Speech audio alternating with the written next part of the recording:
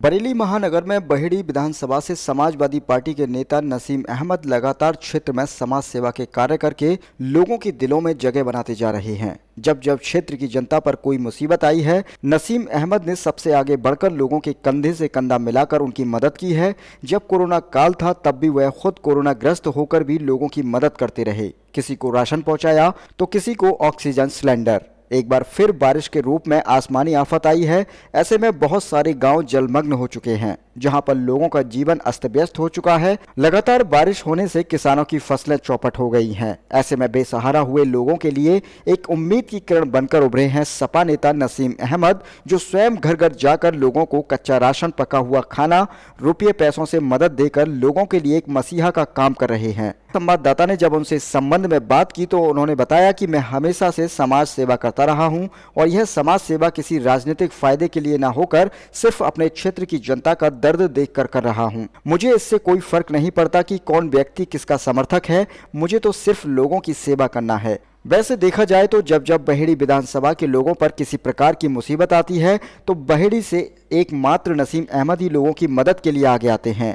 वैसे तो बहेड़ी में सभी पार्टियों के दिग्गज नेता भी हैं, समाज सेवी भी हैं, मगर कोई भी इस प्रकार से आगे नहीं आता है। नसीम अहमद ने क्षेत्र की जनता की सेवा करके बाकी जनप्रतिनिधियों के लिए एक मिसाल कायम की है और इतनी बड़ी लकीर खींच दी है कि उस लकीर को पार करना किसी भी जनप्रतिनिधि के लिए आसान नहीं होगा। फिलहाल तो नसीम अहमद समाजवादी पार्टी से टिकट के भी दावेदार हैं और लगातार जनता के बीच रहकर अपने आप को जमीनी नेता साबित कर रहे हैं। अब देखने वाली बात यह होगी कि पार्टी उन्हें इस सेवा का क्या फल देती है। 100 घन मीटर पानी वहाँ से छोड़ा है, जो नहरों और नदियों, खास तरीके की जो किछा नदी आपके पीछे भी दिख रही है, इससे वो पानी बहता हुआ पूरी तरीके से आज बाकाली गांव, इससे पहले कल देखा हुआ आपने मुडिया मुकर्रमपुर, आगे हमारे धमीपुर, आगे इटौआ, तमाम गाँव को हमारे पूरी तरीके से उनकी फसलों को, उनके जानवरों को भारी नुकसान पहुँचाया है और इस तरफ प्रशासन कोई ध्यान नहीं दे रहा है। कल हम लोग मुडिया मुकर्रमपुर में भी थे, हम लोगों ने प्रशासन को ध्यान दिलाया कि कम से कम इस मेगा फुट बार का थोड़ा सा डिवाइडर तोड़ दिया जाए, जिससे कि पानी का फ्लो जो है, जो गांव का पानी था वो नीचे को तरफ ढाल से निकल जाए।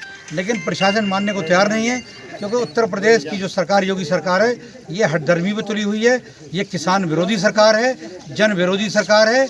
और हालात ये हैं कि इन गाँव के लोग जिन पे अपने साधन नहीं है वो खान पान का सामान भी ले जाने को मजबूर हैं और 50% किसान ऐसे भी हैं जिन्होंने अपने धानों का अभी कटाई नहीं की थी, जो फसल बाकी थी वो भी पूरी तरीके से उनका नष्ट हो चुका है। हमारी सीधे सीधे मांग है कि सरकार जो भी फसल उनकी नष्ट हुई है उसका मुआवजा दे और जो उनके इस बाढ़ में जो पशु खत्म हुए हैं उन पशुओं के लिए भी पैसा दे और जो जिनके मकानों की क्षति हुई है, दीवारों की क्षति हुई है, पूरी तरीके से जान माल का उसको पूरा पैकेज दे। अन्यथा हम लोग 2-3 दिन सरकार को समय दे रहे हैं, हम लोग ये एसडीएम लेवल पे यहाँ पे हम धरना प्रदर्शन करने पे मजबूर हो जाएंगे। इसकी सारी जिम्मेदारी प्रशासन की होगी। अधिकारी ने या किसी पुलिस अधिकारी ने यहाँ आके इनका हालचाल नहीं जाना है तो प्रशासन इसमें पूरी तरीके से नाकाम रहा है। आप जैसे कल से लगातार मैं देख रहा हूँ बहेड़ी नगर में भी आपने काफ़ी राहत सामग्री बांटी है, यहाँ भी आप आए, किस तरह से तैयारी कर रखी है पूरी आपने? हम लोगों ने पूरा जो है बैंक्वेट हॉल बहेड़ी में कर लिया था, खाना पकाने वाले को भी हम लोगों ने उन गाँवों को चुना कि जिन गाँव में लोग खाने का सामान अपने आसपास के एरिया से या बहेड़ी से नहीं ला पा रहे हैं, उन गाँवों में हम लोग पकी हुई सामग्री मतलब भोजन के रूप में वितरण कर रहे हैं।